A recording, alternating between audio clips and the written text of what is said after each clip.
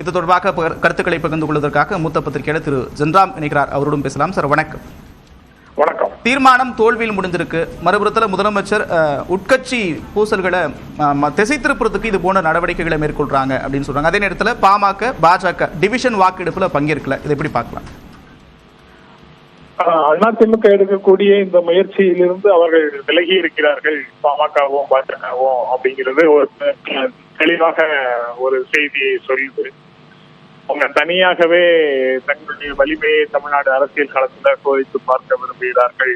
அது அப்படிங்கிறது தான் அது காட்டுறதாக நான் நினைக்கிறேன்.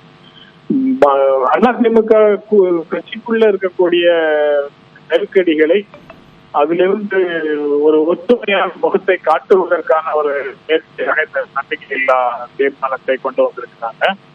ஏன்னா இது வாக்கெடுப்புக்கு வரும்போது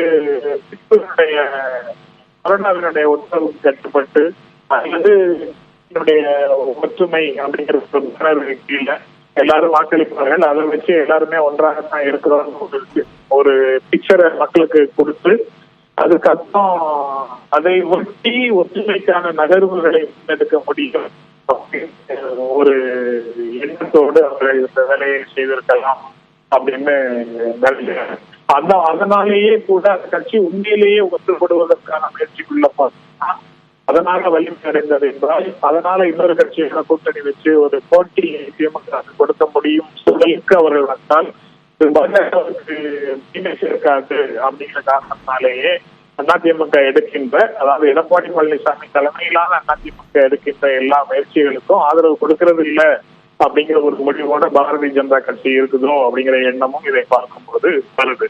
அப்படி பாஜக எடுக்கக்கூடிய முயற்சிகளோட தான் கட்சியும் தங்களை வைத்திருக்கிறது அப்படின்னு பார்க்கலாம். இல்ல பாட்டாளி கட்சி இப்போது மூன்று தரப்புக்குமே தங்களுடைய வாய்ப்புகள் திறந்து வைத்திருக்கக்கூடிய முயற்சியில கூட இருக்கலாம். திமுக தரப்புக்கும் கதவு திறந்து வச்சிருக்கலாம். சபாநாயகருக்கு தீர்மானத்திற்கு ஆதரவு கொடுக்கல.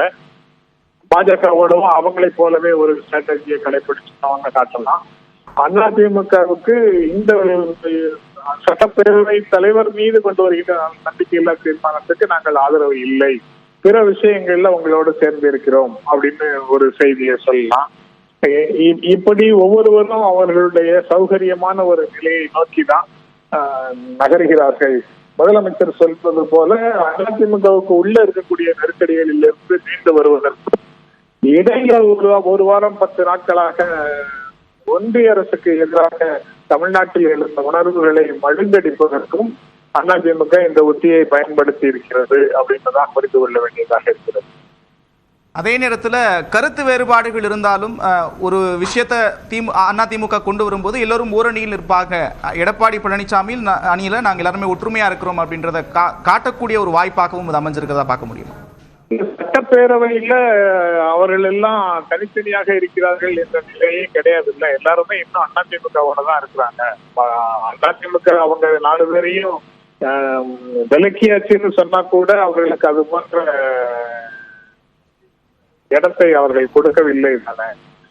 அந்த பிரச்சனை இன்னும் அன்டிசைடடாகத்தானே இருக்கு. அதனால விப்புக்கு தகுந்த மாதிரி இருப்பாங்க, விப்புக்கு ஏற்றபடி அவர்கள் வாக்களிப்பார்கள். அல்லது நீங்க கேட்ட மாதிரி வேறுபாடுகள் இருந்தாலும் அப்படின்னு சொல்றது இல்லை. அவங்கதான் ஒன்றுபட்டால் வீழ்த்த முடியும், ஒன்றுபட்டால் தான் வீழ்த்த முடியும்னு சொல்லிக்கிட்டே இருக்காங்களே வெளியில போனவங்க அல்லது அனுப்பப்பட்டவர்கள். அவங்க ஒன்று சேர்ந்தாலும் பேரவைக்குள்ள செய்ய முடியாதுன்றது இங்க புரிவாகிறது. அதேதான் மக்களிடத்திலையும் அப்படிங்கிற பாடம் கற்க முடியுமா அல்லது எலெக்ஷன்ல ஒன்றுபட்டால் உண்டு வாழ்வுன்னு அவங்க சொல்றத செய்து காட்டுவார்களா அப்படிங்கிற கேள்வி வருது. அங்கேயும் அவர்களுக்கு செல்வாக்கு இருக்காது, இங்கேயும் அவர்களால சேர்ந்து இருந்தாலும் எதுவும் செய்ய முடியாது அப்படிங்கிறது தான்.